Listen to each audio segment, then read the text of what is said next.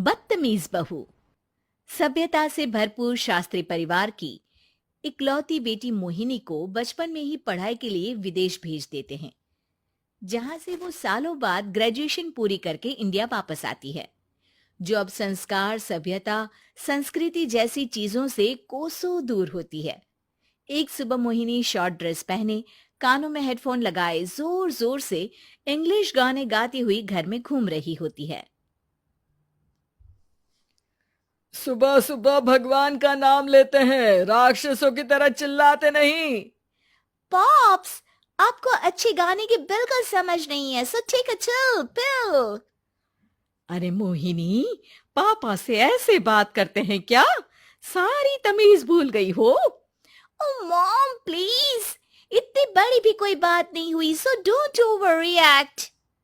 ऐसे ही दिन बीतते हैं, जिसमें मोहिनी के तौर तरीके, रहने और बात करने का ढंग उसके मम्मी पापा को परेशान करने लगता है। भला कोई मानेगा कि ये मेरी बेटी है?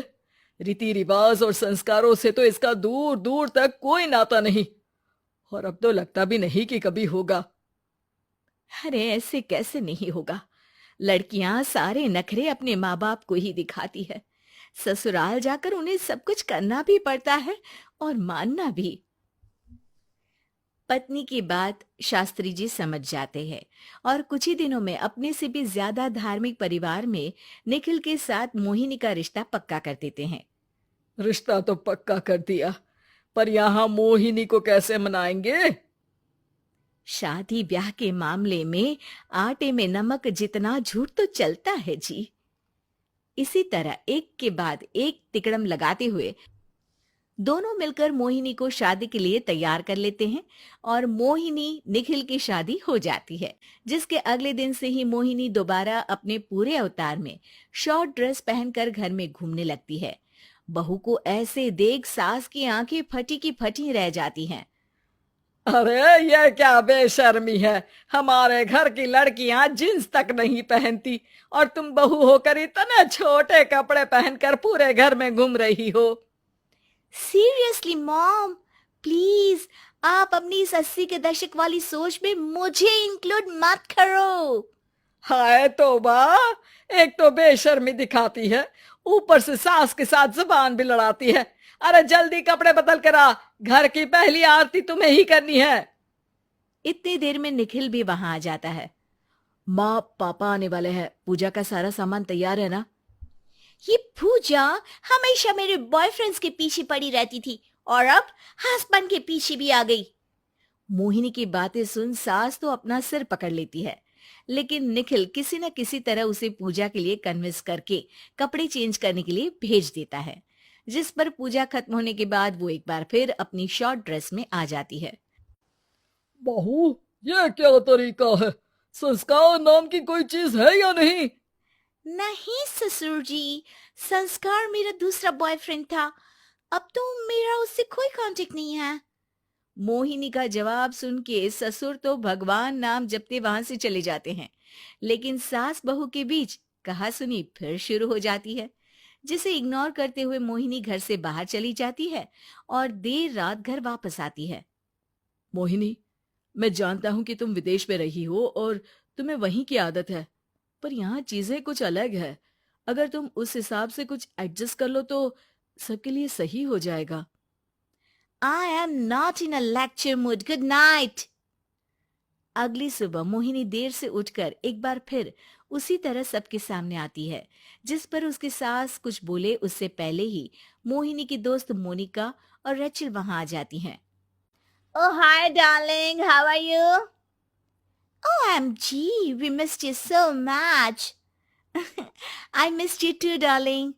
राम राम, इन्होंने तो तुमसे भी छोटे कपड़े पहने हैं। अरे तुम लोगों के अंदर कोई शर्म लिहाज बाकी भी है या सब बेच खाई? मोहिनी, तुम्हारी मेड कुछ ज्यादा नहीं बोलती? इस पर मोहिनी की दोस्त उसकी सास का मजाक बनाने लगती है, जिसे सुन निखिल उन्हें जवाब देते हुए कड़वे शब्द सुना देता है और वो सुन के वो दोनों तो मुंह बनाए वहां से चली जाती है, लेकिन गुस्से से लाल मोहिनी वहीं खड़ी निखिल को घूरती रहती है। घूर क्या रही हो? तुमसे शादी की ये सोचकर कि विदेश में पढ़ी लिखी हो, घर में कोई पॉजिटिव चेंज लाओगी, अपनी करियर के लिए एम्बिशियस होगी, पर अपने इस बिहेवियर से उस पढ़ाई के साथ साथ अपने मम्मी पापा के नाम को भी डुबो रही हो। अगर तुम्हें ऐसे ही हाल रखना है तो यहां रहने की कोई जरूरत नहीं है। निखिल की बातें सुनकर मोहिनी रोते हुए घर छोड़कर अपनी मम्मी पापा के पास वापस आ जाती है। ससुराल में सब कुछ ठीक तो है? वो अपने आप को समझते क्या है? मोहिनी पर चिल्ला रहे हैं। मैं क्यों उसके इशारों पर चलूं? मैं अपनी लाइफ अपने तरीके से जीना चाहती हूँ और वो ना आप लोगों को मंजूर था और ना ही उन्हें है। तुम यहां नहीं रह सकती। अपने पापा की बात सुन के मोहिनी हैरान रह जाती है। हाँ, तुमने बिल्कुल सही सुना। अगर तुम्हें अपने इस घमंड, बेशर्मी और बदतमीजी में ही जीना है तो तुम यहां भी नहीं रह सकती। बेटी, मैं मानता हूं हमारे यहाँ रीति रिवाज बहुत मायने रखते हैं और हमने उन्हीं के ओवरडोज से बचाने के लिए तुम्हें विदेश भेजा था। एक लड़की जो शादी करके घर और बच्चे संभालती है, उससे तुम अपने आप को ज्यादा समझ सको इसके लिए भेजा था। तुम उससे ज्यादा समझो और बनो, पर तुम तो किसी दूसरी ही ट्रेन में चढ़ गई बेटा।